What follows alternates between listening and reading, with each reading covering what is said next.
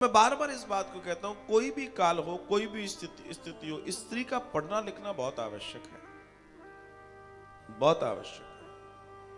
लेकिन मैं एक बात इसमें और जोड़ता हूं, स्त्री का पढ़ना लिखना वास्तव में बहुत आवश्यक है, लेकिन उसकी आवश्यकता उसकी संतान को पहले है, बाद में किसी और को। उसका पढ़ना लिखना उस संतान के लिए बहुत आवश्यक है।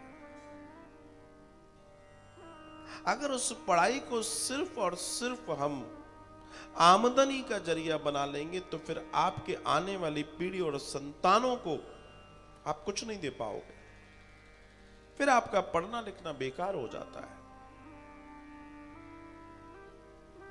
क्योंकि अगर एक मां के होते हुए एक मेड बच्चे को पालेगी तो वो तो मेड का होगा, मां का थोड़ी होगा।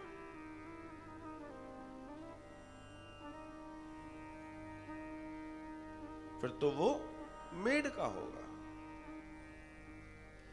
एक मां जब अपने बच्चे को भोजन कराएगी और जब एक मेड भोजन कराएगी, दोनों में जमीन आसमान का अंतर है।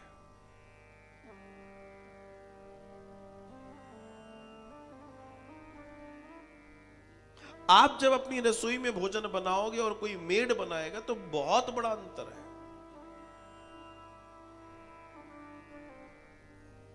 मैं बार बार एक निवेदन करता हूं, आप 50 काम बाहर वालों से करवा लीजिए, लेकिन कम से कम आपकी रसोई में आपके अलावा कोई ना जाए। अगर आप अपना कल्याण चाहते हैं तो, अपने परिवार अपने बच्चों का कल्याण चाहते हैं तो। और वो एक अलग बात है कि आप कहोगे जी हमसे बनता नहीं है, बनता बनता कुछ नहीं है। यहां घुस गया है कि बनता नहीं है, लग्जरीज मिल रही है तो बनता नहीं है, इसलिए नहीं बनता आपसे। आलसी हो गए इसलिए नहीं बनता आपसे। प्रेम कम हो गया है अपनों के प्रति, इसलिए नहीं बनता आपसे। बड़ा कड़वा कड़वा बोल रहा हूं अभी मैं, सुबह सुबह कड़वा खाया है। तात्पर्य समझ रहे हैं आप मेरी बात को? एक व्यक्ति जिसके ऊपर बहुत सारी जिम्मेदारियां हैं, वो कभी बूढ़ा नहीं होता, वो काम करता है। क्यों? क्योंकि उसकी जिम्मेदारी उसे बूढ़ा नहीं होने देती। एक स्त्री की, एक मां की, एक बहन की जिम्मेदारी है कि उसकी रसोई में उनके अलावा कोई ना घुस जाए, क्योंकि इस दुनिया की सबसे बड़ी परवरिश आहार है। हमारा जीवन का मूल आधार आहार है, ध्यान रखना। अगर यात्रा में भोजन 1 घंटा लेट हो जाएगा तो अंतड़ियां बोलेंगी, अरे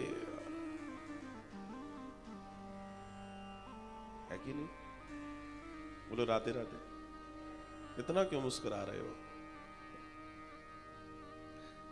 तात्पर्य समझ रहे हैं आप मेरी बात को? आहार ही है जो भी कुछ है।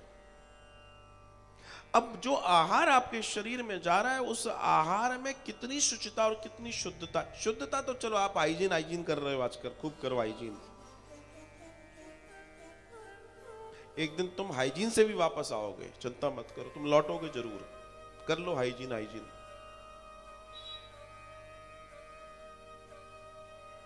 जैसे अब रिवर्स ऑस्मोसिस सिस्टम से लोग वापस प्लेन वाटर पे जा रहे हैं।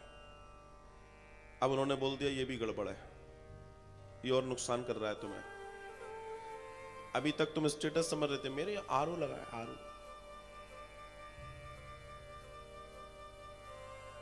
अब वो कह रहे नहीं, प्लेन पे जाओ, एल्कलाइन पे जाओ, प्लेन यूवी पे चले जाओ, ये तो तुम्हें नुकसान करेगा, तुम्हारी पूरी हड्डियों को गला देगा, क्योंकि सब कुछ तो वेस्ट चला जा रहा है।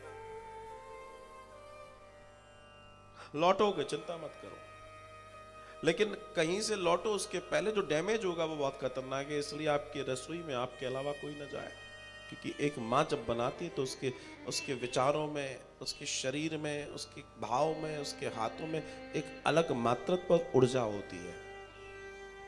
रोटी तो कोई भी परोस देगा, मातृत्व कौन परोसेगा? कोई भी परोस देगा रोटी, प्रेम कौन परोसेगा? वो जो चाव होता है बनाने का कि मैं ऐसे बनाऊं तो अच्छा लगेगा बच्चों को, वो कौन करेगा? वो कहां से आएगा?